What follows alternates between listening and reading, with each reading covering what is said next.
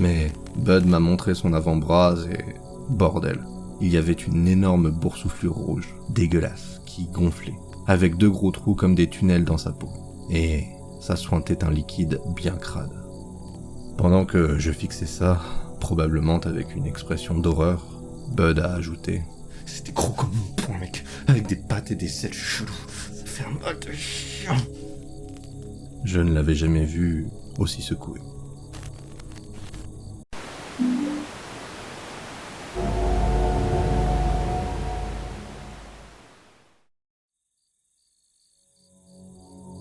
Mon pote, je vais l'appeler Bud, et moi, on a décidé d'aller camper dans un coin de Nouvelle-Angleterre l'automne dernier. Vous voyez, un de ces week-ends, on se coupe de tout, avec feu de camp, bière bien fraîche, hot dog, la totale. On a choisi une forêt près de la frontière du Vermont, un endroit appelé le Royaume de Satan. Vérifiez si vous ne me croyez pas. Un nom de fou pour un parc naturel, franchement. Et puis, ça faisait cool et flippant, alors on était à fond. On a chargé la Jeep avec une glacière pleine de bières et de saucisses, plus des sacs de couchage et une tente probablement plus vieille que ma grand-mère. Le plan, c'était de randonner, monter le camp, puis juste se relaxer et se bourrer la gueule près du feu pendant une nuit ou 2. Rien de fou, rien de compliqué. Le premier jour a été aussi parfait que possible. On a trouvé une petite clairière sympa, à environ 1 kilomètre, entourée de vieux pins tordus qui sentaient bon Noël. On a monté la tente, lancé un feu, puis on a passé l'après-midi à se lancer un frisbee comme 2 idiots, histoire de se creuser l'appétit. Quand la nuit était tombée, on a commencé à griller des hot dogs et à descendre des bières, tout en faisant des blagues sur le fait qu'on survivrait clairement à une apocalypse zombie dehors, comme ça. Et puis le deuxième jour est arrivé. Et là, c'est devenu bizarre. Il était tard dans l'après-midi, le soleil commençait à descendre. Bud était parti chercher du bois.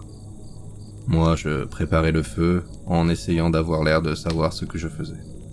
J'étais en train d'apprendre qu'allumer un feu de camp, c'est beaucoup plus dur que ça en avait l'air. Quand j'ai entendu Bud se mettre à hurler, super fort, comme s'il venait de voir un ours ou un truc du genre. J'ai lâché le bâton avec lequel je tripotais le feu et j'ai foncé vers lui. Il a déboulé à travers les broussailles, le visage blême, les yeux écarquillés, tenant son bras comme s'il allait se détacher.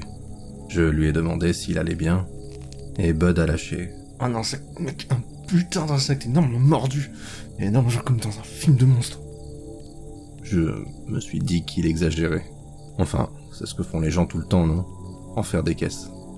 Mais Bud m'a montré son avant-bras et... bordel, il y avait une énorme boursouflure rouge, dégueulasse, qui gonflait, avec 2 gros trous comme des tunnels dans sa peau. Et ça suintait un liquide bien crade.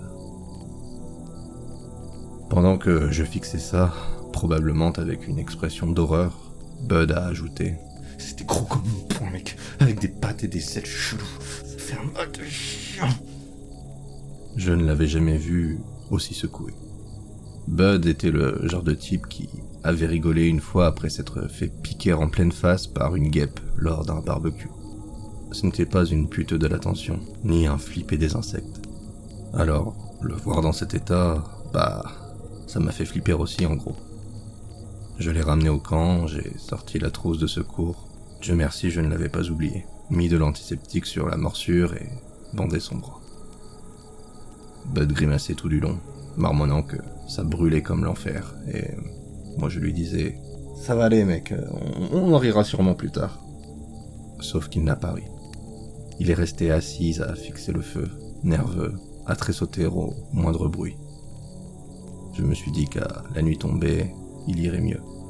Mais quand le soleil a commencé à s'éclipser, son état avait empiré. Pas qu'un peu. Même s'il faisait de plus en plus frais, Bud transpirait à grosses gouttes et il répétait qu'il avait la tête qui tournait. Je jetais des bûches dans le feu pour le réchauffer. Mais il a fini dans son sac de couchage, recroquevillé, frissonnant une seconde pour se découvrir celle d'après. À un moment, il a dit « Mec, je me sens comme une merde », la voix râpeuse. Et son bras tirait la gueule aussi, gonflé, avec des traînées rouges qui remontaient depuis la morsure. Pas besoin d'être médecin pour savoir que ce n'était pas bon. Vers minuit, alors que Bud s'était mise à avoir des hauts le cœur à blanc dans les buissons, j'ai dit « Ok, puis merde, on y va, à l'hôpital ». Bud était têtu comme une mule. Alors il a dit « Pas question, ramène-moi chez moi, mec. Je vais pas payer 1000 balles pour qu'ils me disent que j'ai de la fièvre.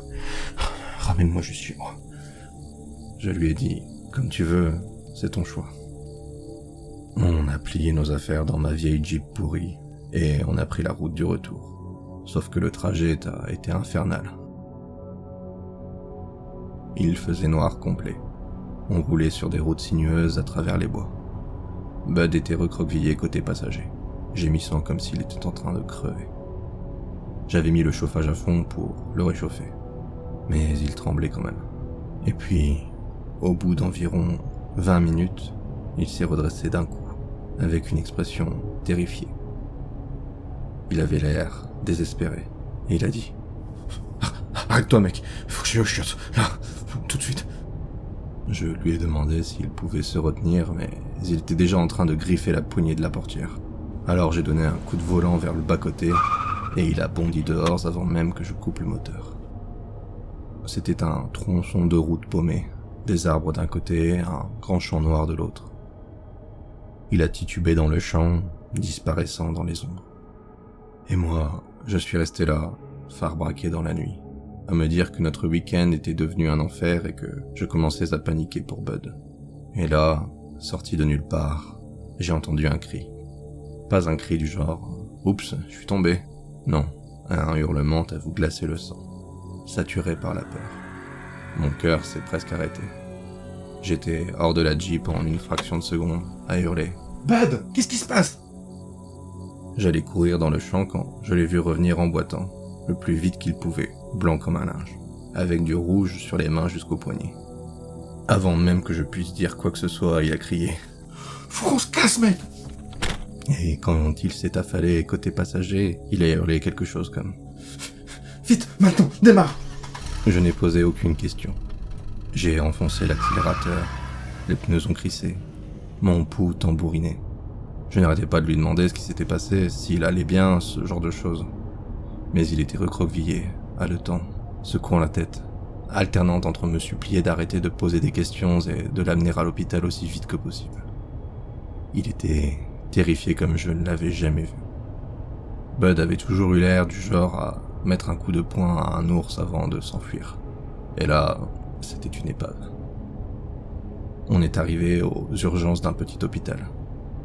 Les médecins ont jeté un coup d'œil à Bud et l'ont embarqué direct. Moi, j'étais coincé en salle d'attente à faire les 100 pas, à avaler un café infâme d'une machine en essayant de ne pas paniquer. Et environ 1 heure plus tard, un médecin est sorti pour me demander si Bud avait été agressé ou s'il avait des trous de mémoire concernant la dernière journée. Je lui ai dit tout ce que je savais. Bud s'était fait mordre par un insecte. Il avait été malade comme un chien et je ne savais rien d'autre. Ils m'ont laissé le voir peu après. Il était sous perfusion dans un sale état, mais vivant. Les médecins ont parlé d'une infection. Ils l'ont laissé sortir le lendemain avec des antibiotiques. Mais Bud ne voulait pas en parler. Sur la route du retour, il a juste fixé la vitre de la Jeep, complètement silencieux. Les semaines ont passé. J'ai mis du temps à le réaliser, mais Bud m'évitait carrément. Il ne répondait plus à mes messages. Il ne voulait plus qu'on traîne ensemble. Alors je l'ai confronté chez lui. « Mec, qu'est-ce qui se passe ? Tu me fais flipper. » Il avait l'air mal, vraiment mal. À cran, avec des cernes sous les yeux. Et après que je l'ai pratiquement supplié de me parler, il m'a fait entrer. On aurait dit qu'il n'avait ni lavé ni nettoyé son appart depuis des semaines. Mais je n'allais pas repartir. Il m'a fait m'asseoir, m'a fait jurer de ne dire ça à personne, puis, d'une voix à peine plus forte qu'un murmure, il m'a tout raconté. Il m'a dit que, dans le champ, quand il était parti chier, il avait d'abord eu l'impression que ça allait être une diarrhée. Mais rien ne sortait, et ça s'était mis à faire atrocement mal, comme s'il allait expulser une boule de bowling. Il avait fini par y arriver et il s'était dit que c'était juste la morsure qui le mettait dans cet état. Mais quand il s'était retourné dans le noir, il avait vu quelque chose bouger à ses pieds. Comme si ce qui venait de sortir de lui bougeait, se tordait dans l'herbe.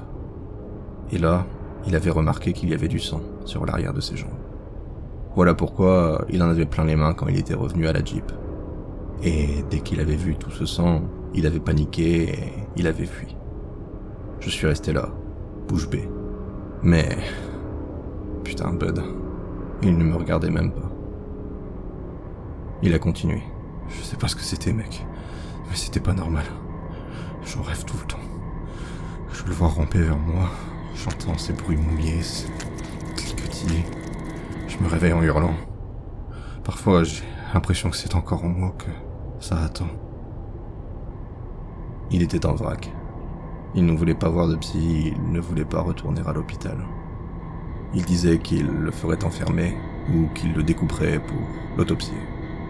Et même si j'essayais de le rassurer, je n'y croyais pas moi-même. Honnêtement, je ne savais pas si ce qu'il avait vécu était réel, ou si sa fièvre l'avait poussé à halluciner d'une manière si vive qu'il s'était convaincu que c'était vrai. C'était comme si quelque chose d'horrible s'était produit dans son corps, ou si quelque chose se passait dans sa tête. Dans les deux cas, c'était la merde. Je ne savais pas quoi faire. Et, à vrai dire, je ne sais toujours pas. Une partie de moi pense encore qu'il a eu une réaction extrême à cette morsure. Une réaction qui l'a rendu gravement malade.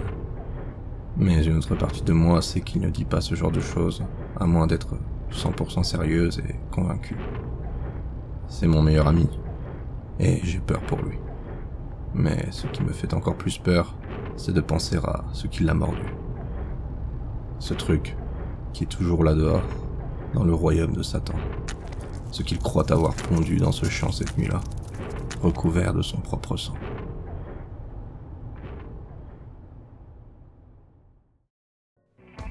Alors, qu'avez-vous pensé de cette histoire ? Donnez-moi votre avis en commentaire. J'espère que cette vidéo vous aura plu. Si c'est le cas, devenez un fidèle et abonnez-vous pour ne rater aucun futur épisode. Un grand merci aux contributeurs Tipeee qui soutiennent la chaîne. Leur générosité est énormément appréciée. N'hésitez pas à m'aider vous aussi si vous le pouvez, lien en description.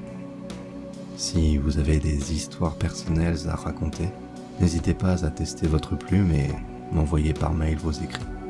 De même, s'il y a des histoires particulières que vous aimeriez m'entendre lire, faites-moi en part plus bas. Et je vous dis à bientôt pour d'autres frissons et histoires d'horreur en ma compagnie. Biou.